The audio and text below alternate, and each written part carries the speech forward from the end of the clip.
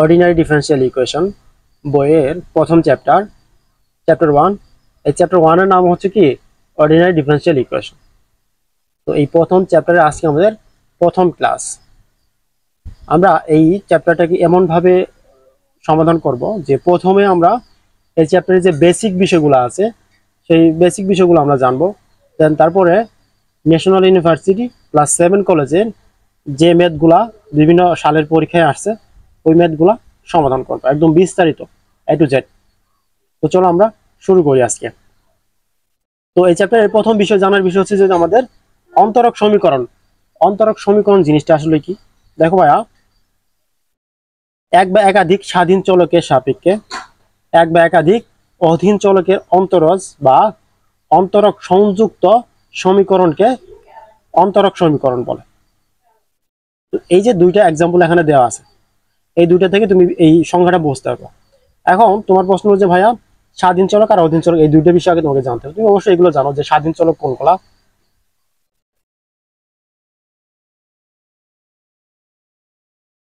স্বাধীন চলক, আরেকটা বিষয় হচ্ছে যে এখানে অধীন চলক। একটা হলো স্বাধীন চলক আর একটা অধীন চলক।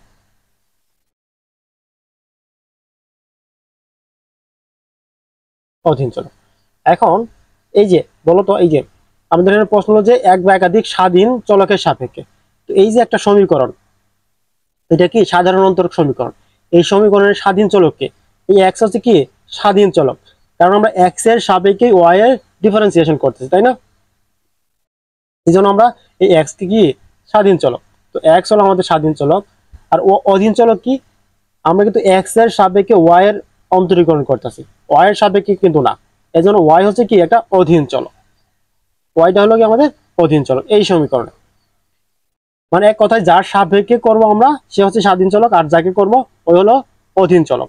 আচ্ছা, এখন এই সংজ্ঞাটা দেখো, এক বা একাধিক স্বাধীন চলকের সাপেক্ষে, তার মানে এখানে স্বাধীন চলক হচ্ছে এক্স, এখানেও এক্স। এক বা একাধিক অধীন চলকের, এই যে অধীন চলকে ওয়াই, এখানে ওয়াই, তাহলে অধীন চলকের অন্তরজ বা অন্তরক সংযুক্ত সমীকরণকে অন্তরক সমীকরণ বলে। এখন কথা হলো যে স্বাধীন চলকও তোমার এক হইতে পারে, একাধিক হইতে পারে, আবার অধীন চলকও কি এক হইতে পারে, একাধিক হইতে পারে।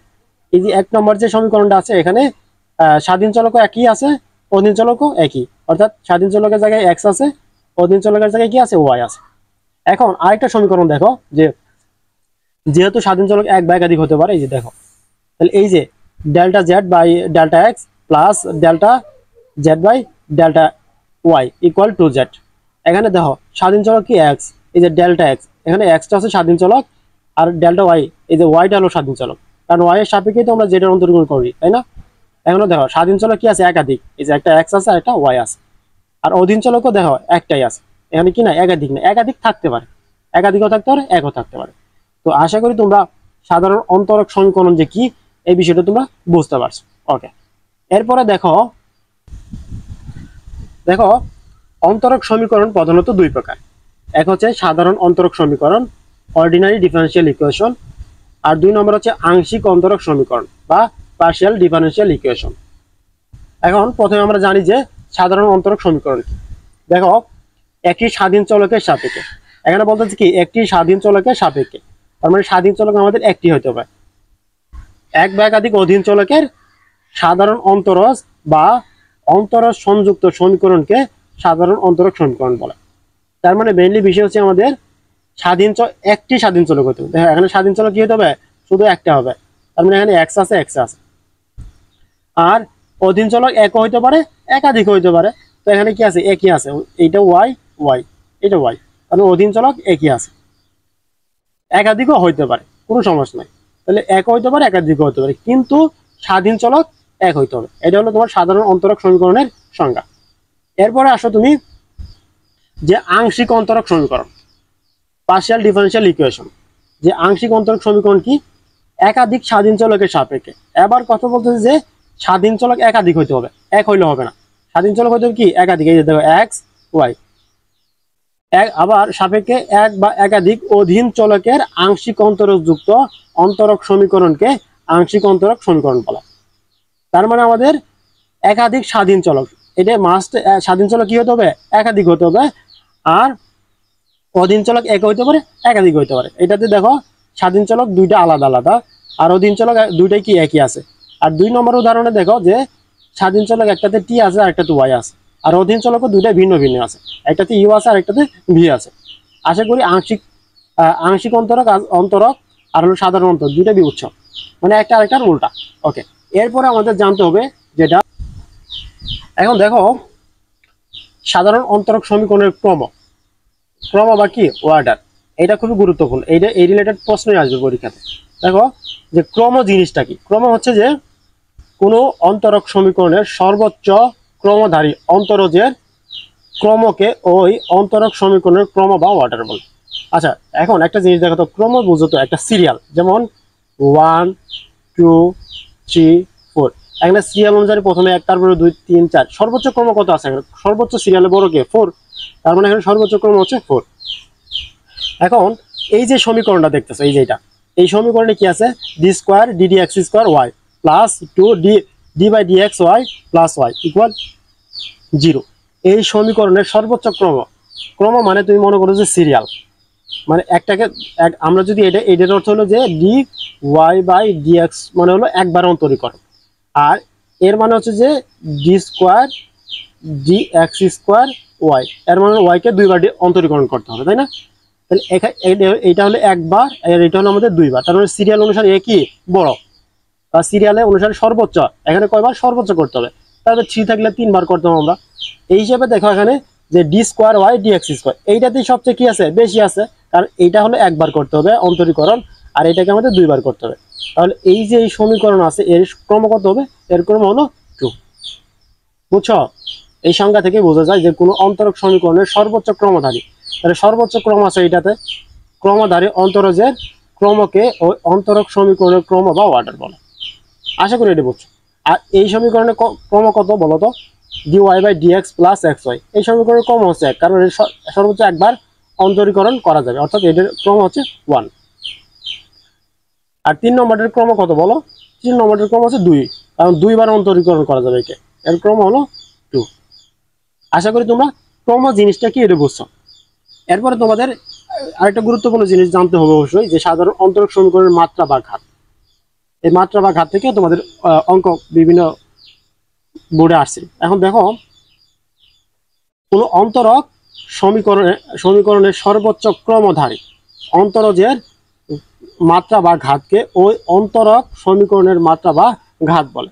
তাহলে এই আমাদের মাত্রা বা ঘাত নির্ণয় করার আগে প্রথমে একটু খেয়াল করো, কোনো অন্তরক সমীকরণের সর্বোচ্চ ক্রমধারী, এখন সর্বোচ্চ ক্রম আগে বের করতে হবে। এই যে সমীকরণটা দেখো, যেখানে D square X DT D X সর্বোচ্চ ক্রম বলতো, এই যে এইটাতে কিন্তু একবার করা লাগবে, মানে একে একবার অন্তরীকরণ করা লাগবে, আর একে কয়বার করা লাগবে? একে 2 বার করা লাগবে। মানে এখানে ডি স্কোয়ার টি স্কোয়ার এক্স, মানে এখানে টি এর সাপেক্ষে এক্স কে 2 বারের অন্তরীকরণ করা লাগবে, এই জন্য এর সর্বোচ্চ ক্রম হলো 2। এখন মাত্রা নির্ণয় করার জন্য কি করা লাগবে? আমাদের প্রথমে সর্বোচ্চ ক্রমধারী অন্তরজ দায়ী করতে হবে। তাহলে সর্বোচ্চ ক্রমধারী অন্তরজ এইটা, এর মাত্রা মানে হলো তোমার পাওয়ার, যেমন কি এ স্কোয়ার মানে কি এর পাওয়ার 2, তার মানে তুমি বি কিউব মানে বি এর পাওয়ার হচ্ছে কি পাওয়ার, আর হলো ঘাত, এই দুটো একই জিনিস। এখন এই যে সমীকরণটা দেখতেছো, এই সমীকরণ সর্বোচ্চ ক্রম কত? এইটা, এই সমীকরণের মধ্যে সর্বোচ্চ ক্রম আছে এখানে, আর এর মাত্রা কি কিছু আছে? কিছু নাই, মানে এর মাত্রা হলো 1। আবার এখানে এর সর্বোচ্চ ক্রম কত? তোমার সর্বোচ্চ ক্রম একবার অন্তরীকরণ করা যায়, তার মানে সর্বোচ্চ ক্রম হলো এর 1, কিন্তু এর ঘাত কত আছে? ঘাত 2 আছে, পাওয়ার যেহেতু 2 তার মানে ঘাত 2, কিন্তু এটার ঘাত 1 হলে বড়, এর অ্যান্সার কি হবে? আমাদের এর ঘাত বা মাত্রা 1ই হবে, কারণ আমাদের প্রথম কন্ডিশন হলো যে সর্বোচ্চ ক্রমধারী অন্তরজ নিতে হবে। তাহলে সর্বোচ্চ ক্রমধারী অন্তরজ এইটার যে পাওয়ার আছে সেটা হলো আমাদের কি সর্বোচ্চ ক্রম। এখানে দেখো এখানে কি আছে? একে একবার অন্তরীকরণ করা যাবে, তার মানে এর তোমার সর্বোচ্চ ক্রম এইটা না, এই সর্বোচ্চ ক্রম এইটা, কারণ একে 2 বার অন্তরীকরণ করা যায়। এর যে ঘাত আছে সেটা হলো আমাদের কি এই ওই সমীকরণের তোমার সর্বোচ্চ ঘাত। তাহলে এই ঘাত কত? 3। আশা করি বিষয়টা তোমরা বুঝছো এবার। ওকে, আর 2টা বিষয় জানবো, এরপর আমরা ম্যাথ সমাধান করব। দেখো রৈখিক অন্তরক সমীকরণ বা linear ordinary differential equation, linear differential equation. এখন রৈখিক অন্তরীকরণ সমীকরণ কি, অন্তরক সমীকরণ জিনিসটা কি? দেখো, যে সমীকরণের অধীন চলক এবং ইহার ডেরিভেটিভ এক মাত্রা, এর আগে আমরা মাত্রা পড়ে আসলাম, এক মাত্রার হয় এবং অধীন চলক ও ইহার ডেরিভেটিভের গুণফল না থাকে, তাকে রৈখিক অন্তরক সমীকরণ বলে। এখন আমরা তো এই বিষয়গুলো জানি যে স্বাধীন চলক, স্বাধীন চলক, আর এটা হলো কি অধীন চলক, অধীন চলক, আরেকটা বিষয় হলো যে derivative.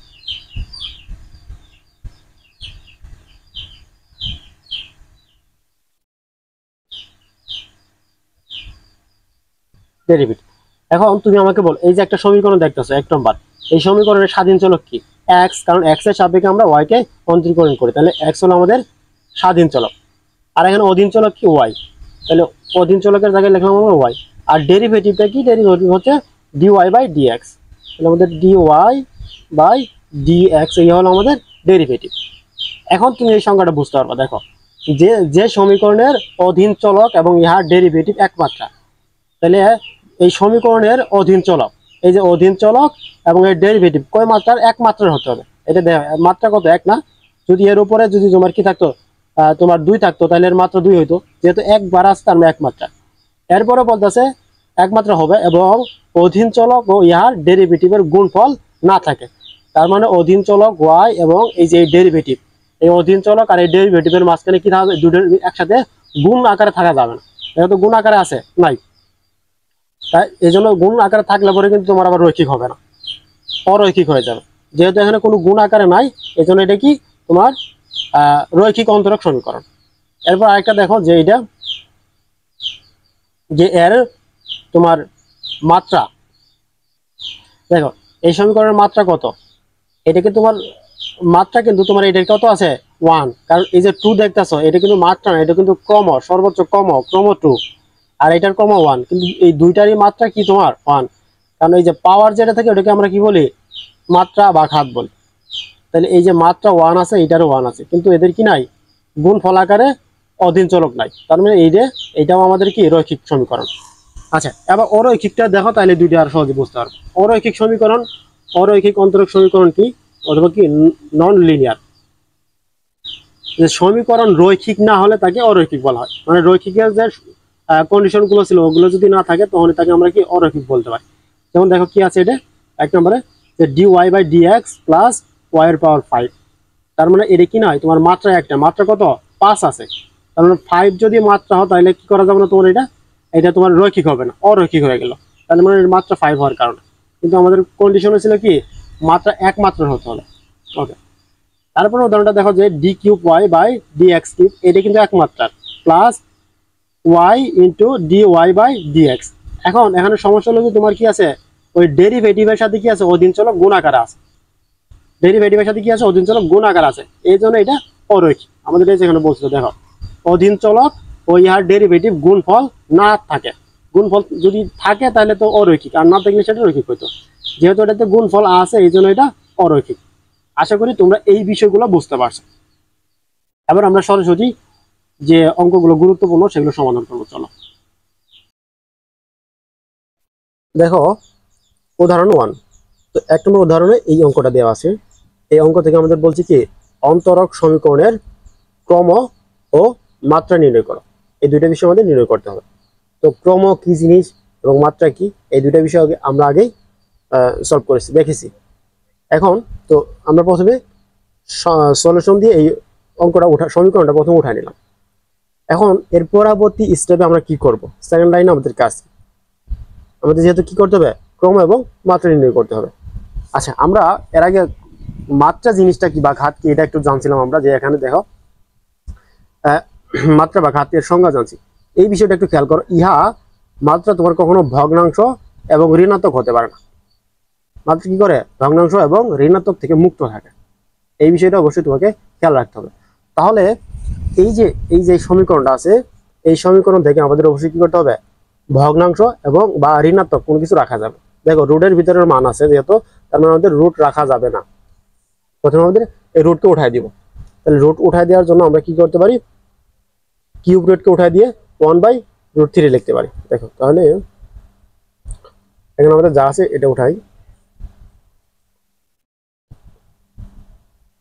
D cube Y dx cube এর উপরে পাওয়ার হলো 4 minus 5x D square Y dx square plus Y. তাহলে যেহেতু আমরা রুট কিউব উঠাই দিতেছি, তাহলে এর পরিবর্তে আমাদের লিখতে হবে কি 1/3 লিখতে হবে। ইকুয়াল অনুরূপভাবে এই পাশে আমরা √5 উঠাই দিব, তাহলে লিখতে হবে আমাদের dy dx whole square plus Y square minus X. এর পরিবর্তে আমাদের লিখতে হবে কি 1/5।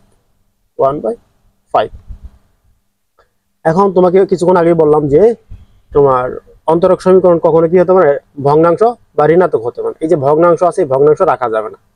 এখন এই ভগ্নাংশকে উঠায় দেওয়ার জন্য আমাদের একটা কাজ করা যায়, এই 3 আর 5 এর লসাগু করতে হবে। লসাগু করে যে মান পাবো ওই ধরো 3 আর 5 এর যদি লসাগু করো, তাহলে 3 আর 5 এর লসাগু করলে কত হয়, 3 5 15। এখন আমরা যদি 15 দ্বারা এদের ঘাতকে উন্নতি করি 15 তে, তাহলে দেখবো 15 কে 3 দ্বারা ভাগ করা যাবে এবং 5 দ্বারা ভাগ করা যাবে। চলো এটা আমরা কাজটা করে নিই আগে। এখন আমরা কি করব দেখো, যে ভগ্নাংশের ঘাত বর্জন করার জন্য ভগ্নাংশ ঘাত, হ্যাঁ ভগ্নাংশ ঘাত বর্জন করার জন্য উভয় পক্ষে লসাগু করে কত পাইছি 15, তাই না? 15তম ঘাতে উন্নতি করে পাই।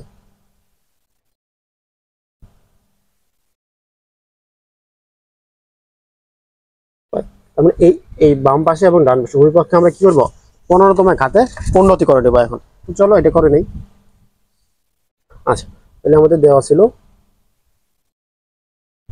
এপাশে কি আচ্ছা একটা থার্ড ব্র্যাকেট দিই, যেহেতু সেকেন্ড পর্যন্ত আছে, D cube Y dx cube power 4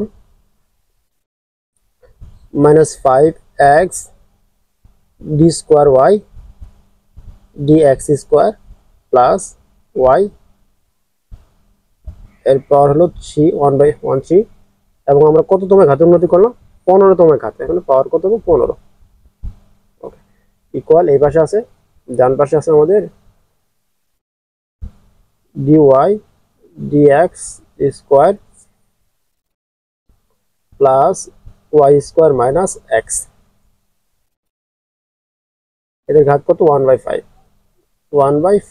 কিন্তু আমরা 15তম ঘাতে কি করছি, উন্নতি করেছি। ওকে, এখন একটু খেয়াল করো, এই যে এই পাওয়ারটা কিন্তু উপরের সংখ্যা, তাহলে 15 3 দ্বারা যদি ভাগ দাও তাহলে কত হবে, 3 5 15, 5 থাকতেছে আমাদের।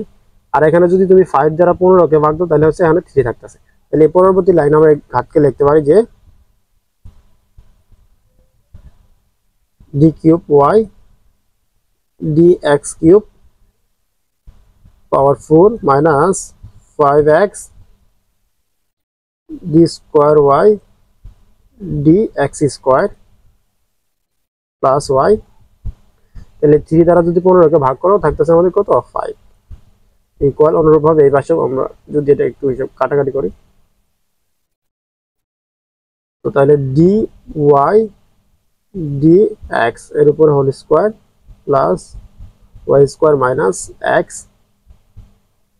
তো 5 দ্বারা 15কে কাটলে হয় 3। এখন দেখো এই যে একটা সমীকরণ পাইলাম আমরা, এখন এই সমীকরণে না আছে কোনো রুট, না আছে কোনো ঋণাত্মক মান, না আছে কোনো ভগ্নাংশ। তার মানে এটা একটা সাধারণ অন্তরক সমীকরণ হয়েছে। এখান থেকে আমরা কি করব, সহজেই ক্রম এবং মাত্রা নির্ণয় করতে পারি। তাহলে এখানে লিখতে পারি যে সাধারণ, এখানে দেখো যে সর্বোচ্চ ক্রমধারী অন্তরজ কোনটা আছে, এখানে সর্বোচ্চ ক্রমধারী অন্তরজ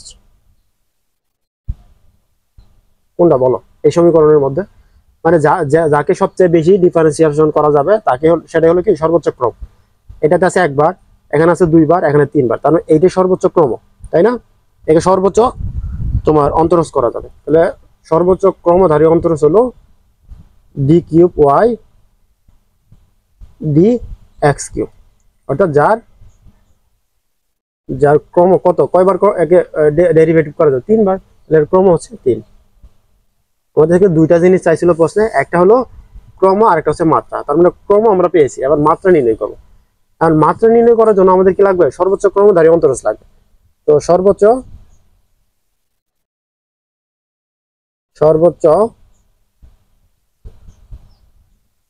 ক্রমধারী অন্তরজ D cube Y D X cube, এইটা না। এখন এর ঘাত দেখো তো, এর ঘাত কত আছে, এই যে এর ঘাত কত, 4 আছে। শুধু কি 4 আছে, এর উপর আবার ঘাত আছে কি 5। এখন 4 আর 5 কি করতে হবে, আমাদের গুণ করে দিতে হবে। তাহলে সর্বোচ্চ যার ঘাত কি হবে, যার ঘাত 4 × 5 = 20। তার মানে ঘাত, সুতরাং ঘাত কত, 20। তার মানে এই অঙ্কে আমাদের ঘাত হলো 20 আর তোমার ক্রম হচ্ছে 3। আশা করি ঘাত আর ক্রম নির্ণয় বুঝেছো। আরেকটা ম্যাথ সলভ করি, তাহলে আরো বিস্তারিত বুঝতে পারবা। এখন দেখো উদাহরণ 2। উদাহরণ 2 বলছে y double dash plus y একটা ড্যাশ এর উপরে square equal x into x y double dash plus y এর উপর ইনভার্স t আছে। এর অন্তরক সমীকরণের ক্রম এবং মাত্রা নির্ণয় করতে হবে। তো এটা তো একটা সমীকরণ আছে, এখান থেকে কি সরাসরি ক্রম এবং মাত্রা নির্ণয় করতে পারবো? অবশ্যই আমরা পারবো না। কারণ কি বলতো, কারণ অন্তরক সমীকরণের তোমার মাত্রা কি হতে পারে না, ঋণাত্মক হতে পারে। তো এই ঋণাত্মককে আমাদের উঠাই দিতে হবে, তাহলে আমরা সহজে নির্ণয় করতে পারবো। দেখো তাহলে এখানে যা আছে তা লিখে নাও, ওয়াই ডাবল প্রাইম প্লাস একটা প্রাইম এর উপর হলো স্কোয়ার ইকুয়াল এক্স। এটাকে একটা কাজ করা যায় না, একে এইভাবে লেখা যায় না, যে যেহেতু ইনভার্স আছে, তাহলে ইনভার্সকে যদি আমরা উঠাই তাহলে তো এইভাবে লিখতে পারি 1/xy double prime plus Y এর উপরে কি, ওই যে ইনভার্সের পরিবর্তে আমরা 1 দিলাম, এর পাওয়ারটা কিউব হয়ে গেল। এভাবে লেখা যায় না? অবশ্যই লেখা যায়। তাহলে এখানে লিখতে পারো x into 1/xy double prime plus Y cube, মানে ওই যে লগ আর সূচকের নিয়ম আছে না, ওইটার ওই হিসাব করে আর কি। এখন আমরা x কে আলাদা করি আর এই পাওয়ারওয়ালা ঘাতটাকে এক পাশে আনতে চাই। যদি আমরা এক পাশে নিই তাহলে কি হয়, যে Y double prime plus Y prime square. তো এটা এই পাশে ভাগ আছে, ডান পাশে, বাম পাশে হলে কি হয়ে যাবে, গুণ হয়ে যাবে। তাহলে হচ্ছে X Y double prime plus Y cube equal, এই পাশে কি থাকতেছে, শুধু এক্স থাকতেছে। এখন দেখো এই সমীকরণে না আছে কোনো ভগ্নাংশ, না আছে কোনো ঋণাত্মক মান। তো এখন আমরা এখান থেকে কি করতে পারি, সর্বোচ্চ ক্রম এবং মাত্রা নির্ণয় করতে পারি। তাহলে লিখতে পারি যে এখানে সর্বোচ্চ ক্রমধারী অন্তরজটা বের করতে হবে। এখন সর্বোচ্চ ক্রমধারী অন্তরজ কোনটা বলতো, এটা হলো একবার ক্রম, একে একবার অন্তরীকরণ করা যায়, আর এটা হচ্ছে 2 বার। এখানে এটাও কি 2 বার। তাহলে 2 বার যেহেতু আছে, তার মানে সর্বোচ্চ ক্রম কি হবে, 2 হবে। তো এখানে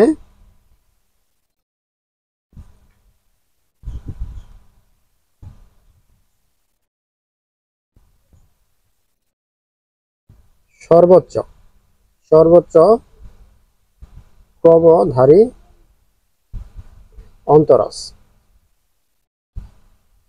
অন্তরজ কত, ওয়াই ডাবল প্রাইম। একে আবার কিভাবে, এইভাবে কিন্তু লেখা যায়, অর্থাৎ D square Y D X square, এটাও যে কথা, ওয়াই ডাবল প্রাইম একই কথা। তার মানে এখানে সর্বোচ্চ ক্রম কত আছে বলো, ক্রম কত এটার, যার ক্রম 2, তাই না? তারপর আমরা এখান থেকে ক্রম নির্ণয় করলাম, এখন আমাদের নির্ণয় করতে হবে মাত্রা। তো সর্বোচ্চ ক্রমধারী অন্তরজ থেকে মাত্রা নির্ণয় করতে হবে।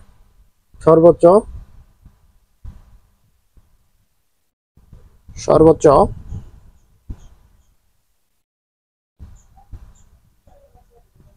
ক্রমধারী অন্তরজ ওয়াই ডাবল প্রাইম, যার মাত্রা কত হবে, মাত্রা বলো তো। এখানে একটু খেয়াল করতে হবে তোমাকে, যে এইটাকে এর ক্রম কত 2, এই যে এখানেও ক্রম কিন্তু 2টা আছে, তাহলে এই 2টার মাত্রা হলো একত্রে যোগফল করে যা হবে সেটা হলো মাত্রা।